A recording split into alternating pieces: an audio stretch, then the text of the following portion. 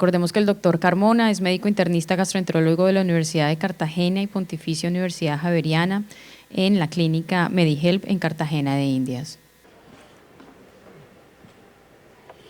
Muy buenas tardes. Un placer estar con usted y aceptar la invitación de la Asociación Colombiana de Endoscopia en cabeza de su presidente, el doctor Carlos González, para compartir con ustedes. Yo voy a hablarles sobre la endoscopia en la esofagitis eosinofílica. Esta condición inflamatoria crónica del esófago mediada por antígenos se caracteriza por presentar disfunción esofágica consistente en disfagia, dolor torácico, disminución de la ingesta, que tiene algunas características endoscópicas importantes y frecuentes y que se relacionan con atopia, lo cual refuerza el diagnóstico. La inflamación se evidencia por la presencia de más de 15 eosinófilos por campo de alta resolución, lo cual le da una alta sensibilidad y especificidad. Se debe realizar exclusión de algunas condiciones que producen eosinofilia en el esófago, como la acalasia, enfermedad celíaca, reacción a drogas, algunas infecciones, gastroenteritis eosinofílica, etc. Y existe un grupo de pacientes que inicialmente eran respondedores a los IVP, que eran tratados como otra enfermedad. Realmente estos pacientes hacen parte de un fenotipo de esta entidad. El 50% de los pacientes presentan dolor torácico, es la principal causa de disfagia en adultos y en niños, y afecta en una forma importante la calidad de vida de nuestros pacientes. Se presenta en 2 al 7% de las endoscopias, y en los Estados Unidos esto tiene unos costos altísimos, inclusive más costosa según algunos estudios de la enfermedad de Crohn. Complicaciones y gravedad coinciden con diagnósticos tardíos de esta enfermedad, y son muchas las implicaciones. Esto concuerda con la alta incidencia y prevalencia global. En esta revisión sistemática, donde fue más frecuente en hombres, en una relación 3:1 que el sexo femenino, se encontraron 147,000 pacientes en una muestra de 288 millones de personas en 15 países de los diferentes continentes. La incidencia global fue del 5.31 pacientes por 100,000 habitantes año, y la prevalencia de 40. Esto se ha ido aumentando en las últimas décadas en una forma importante, al igual que la incidencia. Cada línea de esta es un país que muestra cómo ha aumentado también de una forma importante. Este es un registro de aproximadamente 50,000 pacientes que asisten a un centro de urgencias en diferentes ciudades de los Estados Unidos. El registro de este diagnóstico aumentó exponencialmente del año 2009 al 2019. Esto se triplicó, y la proyección al 2030 es que esto se duplique nuevamente. O sea, es una gran cantidad de pacientes. De estos pacientes, el 50% requirieron endoscopia, y el 40% se le extrajo un cuerpo extraño del esófago. El costo de estos pacientes es altísimo. En 2019 el costo promedio por visita fue de $9,000. Esta enfermedad genera una respuesta inflamatoria de tipo 2, y existen 3 tipos principales de inmunidad efectora mediada por células innatas o adquiridas. En esta enfermedad prevalece la presencia de mastocitos y principalmente el eosinófilo, que van a liberar citocinas inflamatorias como la interleuquina 4, interleuquina 3 y la 15, que van a producir fenómenos inflamatorios que terminen en remodelación celular. Esta es la misma respuesta inflamatoria que se encuentra en enfermedades como el asma, dermatitis atópica y la rinosinusitis asociada a pólipos.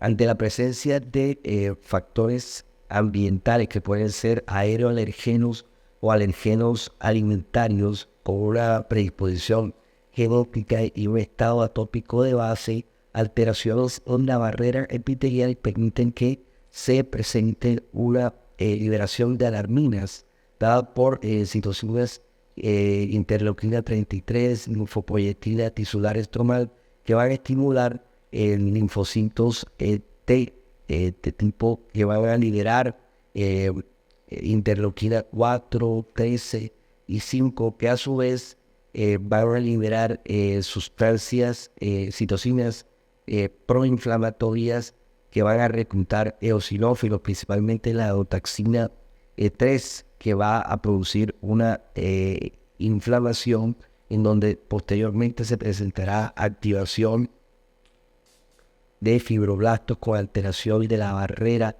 y la fibroestenosis consecuente.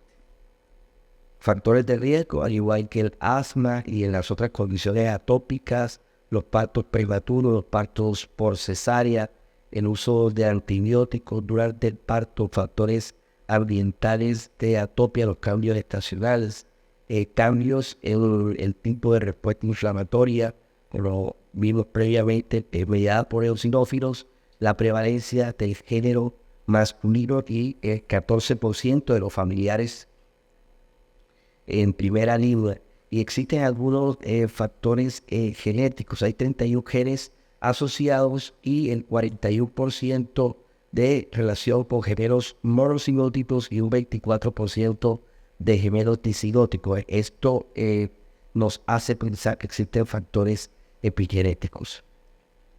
Entonces, debemos sospechar de subjetividad eosinofílica cuando encontramos signos y síntomas prolongados de disfunción esofágica ante la presencia de comorbilidades atópicas o antecedentes familiares de esta enfermedad. Estos pacientes en que se piensa que tienen entidad, se les realiza una endoscopia. Y el papel fundamental que cumple esta en el cuidado y evaluación de estos pacientes está dado porque es esencial para el diagnóstico, la evaluación de la respuesta al tratamiento, el manejo de la estenosis con las dilataciones y la monitorización continua de estos pacientes durante cualquier tipo de terapia que estemos utilizando. 2.4 a 6.6 de todas las endoscopias, 12 al 23% en indicación de disfagia, 50% de endoscopias indicadas por impactación de alimentos, 1 a 8% de endoscopias indicadas por el reflujo refractario. En este consenso de la Asociación Americana de Endoscopia, las recomendaciones es el examen con esófago limpio y observar cuidadosamente la vasculatura. Si tenemos luz blanca o utilizamos el NBI, mirar la presencia de los vasos sanguíneos que en determinados momentos van a contrastar con la presencia de patrones inflamatorios, como es la presencia de los surcos, la presencia de los anillos del exudado inflamatorio y muchas veces de estenosis o estrecheces. Se recomienda tomar al menos 6 muestras de biopsias del esófago distal, medio y proximal en forma ascendente, y ante la sospecha de la entidad se debe tomar biopsias del estómago y del duodeno para descartar gastroenteritis eosinofílica. De igual forma, pacientes que tienen esófago normal se deben tomar biopsias, estamos sospechando de la enfermedad, y las muestras de biopsia se deben tomar incluso en caso de impactación alimentaria para demostrar actividad de la enfermedad. Este estudio japonés de 81 pacientes estableció 2 tipos de fenotipos: en difuso, que se presentó un 64%, que era un compromiso de todo el esófago, y un tipo localizado menos frecuente, un 35%, que es localizado 1 a 2 centímetros en la parte inferior del esófago. Se describieron también algunos pacientes que tenían compromiso en parche, pero esto es menos importante. El score de referencia endoscópico para la esofagitis eosinofílica va en una evaluación de 0 a 9, teniendo en cuenta la presencia de edema. Lo definimos mirando el patrón vascular, la presencia de anillos de exudados, si hay presencia de un menos un 10% de exudados en todo el esófago, la presencia de los surcos, dependiendo de qué tan marcado sea, y las estrecheces, cada uno de estos puntos cada una de estas características endoscópicas da una puntuación. Esto se debe hacer en forma rutinaria para evaluar actividad y lo debemos registrar en nuestros informes endoscópicos. Ante enfermedad, ante la sospecha o enfermedad establecida, debemos establecer el área de mayor compromiso para hacer los seguimientos a esta puntuación en cuanto a las características inflamatorias o las endoscopias que se hagan de control para valorar tratamiento. De igual forma, estos pacientes necesitan endoscopias y biopsias, y no solo la correlación de síntomas, sino que hay que hacer endoscopia y vigilancia de las biopsias. En esta serie de 111 pacientes se evaluaron previamente al tratamiento con esteroides tópicos y posterior a este, y un EREF dada la puntuación de 2 o menos es un punto de corte óptimo para hablar de mejoría en una forma objetiva. De igual forma, se utiliza el conteo de eosinófilos en la toma de biopsias y la sintomatología del paciente que tiene un área por debajo de la curva un poco menor y que no siempre se correlaciona con la actividad de la enfermedad. En todas las enfermedades gastrointestinales actualmente se está hablando de inteligencia artificial y no es la excepción la esofagitis eosinofílica. Estos algoritmos informáticos que simulan funciones cognitivas de aprendizaje, de resolución de problemas. En este estudio se muestran, se hace insoras de interés en imágenes de esófago con surcos, organilios y con exudados, lo cual registra el computador resaltando las áreas. Esto se comparó el registro de la inteligencia artificial con endoscopistas con diferentes grados de entrenamiento, y era mucho mejor la inteligencia artificial que los endoscopistas junior, y se comparaban con los profesores cuando se hacían las tablas de comparación. El síndrome del papel mantequilla o papel crepé, que solamente con pasar el endoscopio se facela la mucosa y se establecen estos desgarros, y el síndrome endoscópico de Pull o tube del tirón. En esta serie de 83 pacientes la sensibilidad llegó al 76% con una especificidad mayor del 90%. Cuando se realiza la toma de biopsia se siente el endurecimiento de la mucosa, lo cual está dado por la remodelación y casi que no sangra, es casi que avascular. Esto tiene una alta sensibilidad.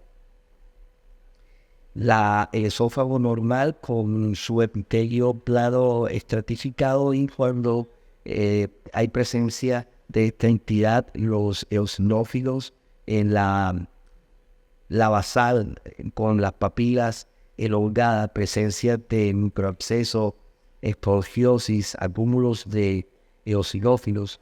Debemos hablar este idioma con el patólogo y establecer las características histopatológicas de estos pacientes para tener una mejor idea de actividad de la enfermedad.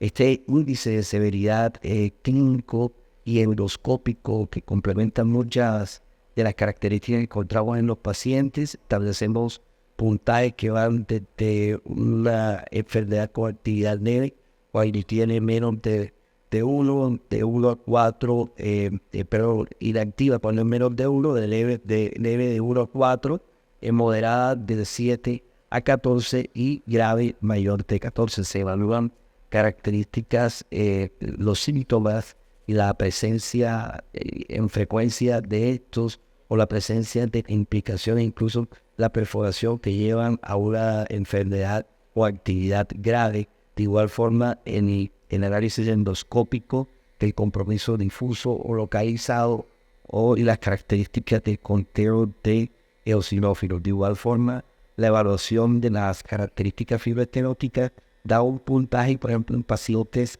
que tienen una impactación en una forma activa grave de la enfermedad. El registro de esofagitis significa que está liderado en la Asociación Colombiana de Gastroenterología por el doctor Juliao.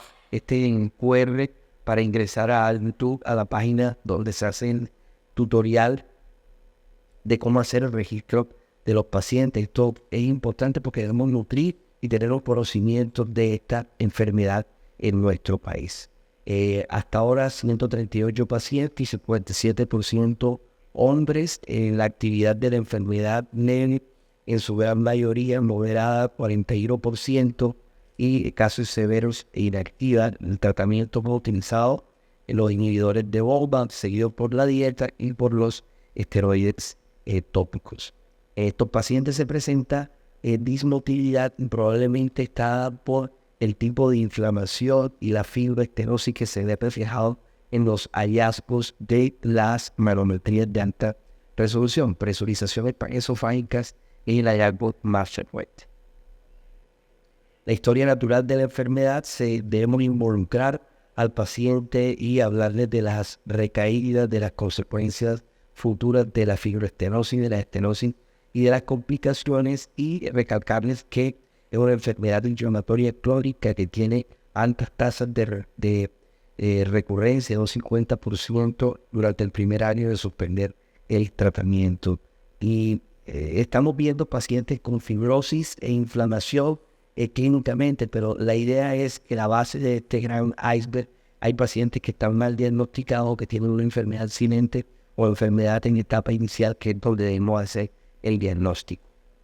Esto es importante porque un retraso del mismo se correlaciona de una forma importante con el cuadro de estenosis. Por cada año de retraso en el diagnóstico aumenta un 5% la posibilidad de fibroestenosis y un 9% la posibilidad de presentar estrecheces. Y mientras más tiempo pasa, después de 6 años se va a presentar en necesidad de dilataciones. Igual forma, métodos diagnósticos como el FLIT se relaciona de una forma directa con un compromiso importante de la distensibilidad, que se encuentra bastante reducido en pacientes que tienen una enfermedad de larga duración. Entonces, el tratamiento de estos pacientes, fundamentalmente la dieta para quitar los factores que van a estimular la respuesta inflamatoria, el uso de los esteroides, que bloquea todas las citocinas, los inhibidores de VOLVA con su actividad antiinflamatoria, los medicamentos biológicos y lo que quiero resaltar, el manejo endoscópico de estos pacientes y el seguimiento. Por el tipo de historia natural y heterogeneidad de esta enfermedad, es muy importante un manejo multidisciplinario que debe incluir el psiquiatra, porque estos pacientes presentan fenómenos de ansiedad y de hipervigilancia. El pediatra en la transición de los adolescentes al adulto, y de igual forma la nutricionista y el patólogo juegan un papel importante.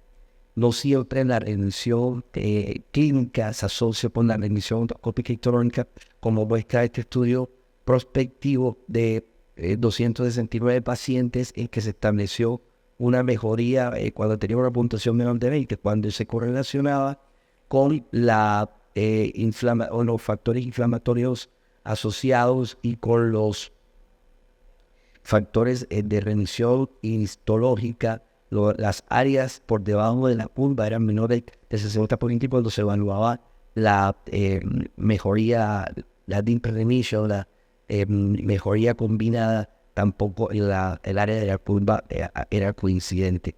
Esto quiere decir que no se puede correlacionar o confiar en la falta de síntomas ante la actividad de la enfermedad. Los tratamientos con dieta, la eliminación específica de 1, 4 o 6 alimentos, esto se fundamenta en la respuesta alérgica a un alimento en particular. Y aquí lo que se hace es una reintroducción gradual y controlada. Esta es la estrategia de reducción, la cual el problema es que hay que vigilarla por endoscopia, hacer de cirófilo. Todos estos manejos son realmente efectivos, y lo que se hace es introducir desde el alimento menos alergénico al más alergénico, comida del mar, granos, soya, huevos, trigo y de último la leche. Este estudio de la eficacia de las dietas de eliminación evaluó respuestas tanto histológicas como clínicas y comparó cuando se utilizaba eliminación de uso de 6 alimentos o de un alimento y las tasas de eficacia histológica en respuesta clínica fueron similares. Esto para llamar la atención que se deben hacer dietas que tengan menos restricciones.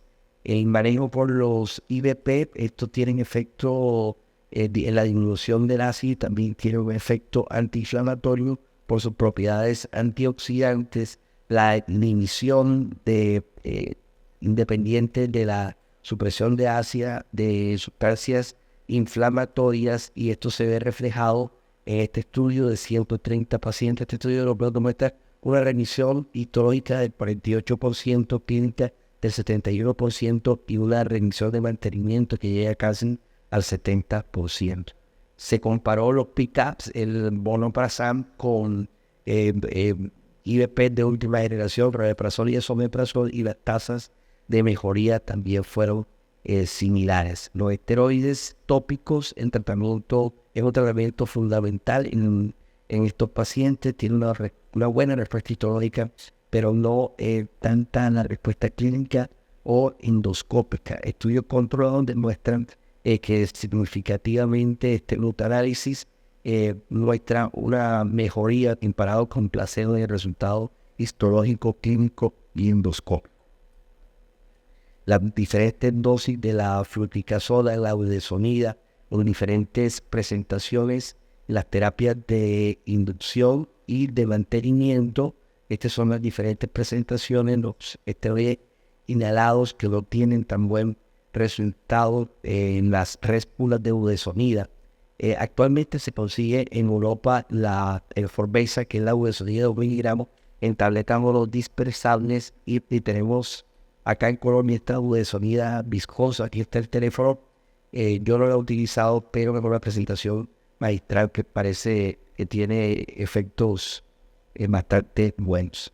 La terapia biológica en enfermedad refractaria, la FDA no exige la utilización del biológico o el fracaso de las terapias previas. Esto abre la puerta tienen múltiples afecciones atópicas. Recuerden que este biológico no se ha aprobado en Colombia para esofagitis eosinofílica, sí para otras condiciones atópicas. Entonces se puede utilizar en estas enfermedades. Lo que hace el biológico es inhibir en forma selectiva las diferentes interleucinas, y vienen nuevos biológicos para esta respuesta inflamatoria de tipo T2. El mecanismo de acción, este es un anticuerpo monoclonal humano 100% que bloquea el componente alfa de las interleucinas 4 y 13 y bloquea la respuesta inflamatoria exterior. Este es el estudio clásico del New England, donde la dosis a utilizar es de 300 miligramos subcutáneos semanal en estos pacientes, mostrando una importante mejoría histológica, molecular y endoscópica. Las terapias de dilatación endoscópica, estos 27 estudios, este metaanálisis de 845 pacientes, la respuesta de las dilataciones de un 95%, con muy poca, menos de un 1% de complicaciones, 0.38% de perforaciones solamente. Y la Asociación Americana de Endoscopia recomienda considerar en las dilataciones siempre que hay disfagia ante la presencia de estenosis, y alcanzar el objetivo, el diámetro objetivo, que debe ser un poquito más de 16 milímetros en más de una sesión, y al tiempo tratar a los pacientes con dietas y con tratamiento médico antiinflamatorio. Se puede utilizar la dilatación empírica en pacientes que manifiesten disfagia persistente previa evaluación. Entonces, la importancia de la endoscopia, los pacientes en remisión, la monitorización continua y la toma de biopsias. Y estos editoriales del doctor Joel Richter, con un experto en esófago, con respecto a la dilatación en esta entidad habla de, en el 2016 decía, pruébela, le gustará, pero comience poco a poco y vaya despacio. Posteriormente decía, la dilatación es segura, ¿por qué no hacemos más dilataciones? Y da unas recomendaciones puntuales que me parecen muy importantes y que debemos seguir. Entonces, antes de una dilatación se debe localizar adecuadamente en la endoscopia la estenosis. Se debe hacer un esofagograma en las estrecheces que son muy sutiles, de 12 a 15 milímetros. Hacemos una visión panorámica del esófago. Las dilataciones, tanto con Savary o con dilatador neumático, se debe dilatar todo el esófago y siempre revisar después de la dilatación. Iniciar con dilatadores pequeños de menor diámetro y hacer sesiones cada 3 o 4 semanas. Y ante la presencia de desgarro, esto nos evidencia que se está haciendo una dilatación adecuada. La idea es llegar a 16 a 18 y solo dilatar si recurre la disfagia. Parar si hay sangre en el dilatador, si hay resistencia moderada, un desgarro profundo y revisar cuidadosamente. Esperar siempre dolor que se puede manejar con AINES, pero se deben monitorizar estos pacientes. Y la dilatación no reemplaza el tratamiento antiinflamatorio, el cual la debe complementar. Esta es una técnica de dilatación del Pultrau que consiste en insuflar un balón. Esto lo tiene Boston Scientific, tiene balones de 12 milímetros, se infla, se introduce por el canal del endoscopio, se infla en el estómago y se va extrayendo junto con el endoscopio y se observa la zona donde se detiene, es donde se procede a hacer la dilatación. Existen varios patrones dados por el FLIP. La sonda de imagen funcional endoluminal establece la baja distensibilidad y el fuerte compromiso, lo cual no es una recomendación para intervenir terapéuticamente a estos pacientes y necesidad de dilatación. Esto se complementa con el ESOFLIP, que integra esta tecnología con un balón dilatador, el cual gráficamente nos va a mostrar el diámetro que estamos dejando en el esófago. El BullGap es un dispositivo, acá no lo tenemos disponible en Europa, se pega a la punta, se introduce en la punta del endoscopio, tiene varios diámetros y permite la dilatación bajo visión directa, y la sensación de introducir el endoscopio y ver que estamos dilatando es la recomendación de estos autores para usar este dispositivo. Entonces, el manejo de estos pacientes después de hecho el diagnóstico y de excluir otras causas de eosinofilia, puede tener cualquier tratamiento de primera línea, que puede ser una dilatación, el uso de los inhibidores de bomba a dosis doble, las presentaciones adecuadas de los esteroides tópicos en los biológicos, las dietas menos restrictivas. Debe existir un tratamiento optimizado según el seguimiento, porque esto es dinámico y debe haber una terapia siempre de mantenimiento.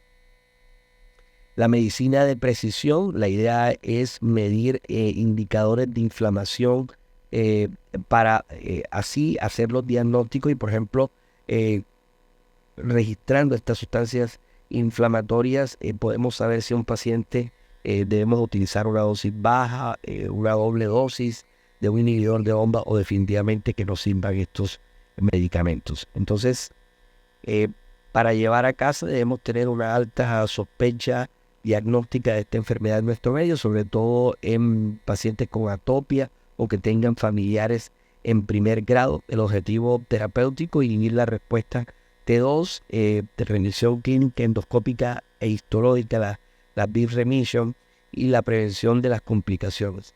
No hay un tratamiento de primera línea y se fundamenta en eficacia, costo y seguridad, y hay que involucrar a los pacientes, las preferencias del paciente. La dieta es importante, los test de alergia no sirven y la terapia combinada es lo ideal. Tratamiento de mantenimiento es necesario y las endoscopias clave para el diagnóstico, monitoreo y tratamiento.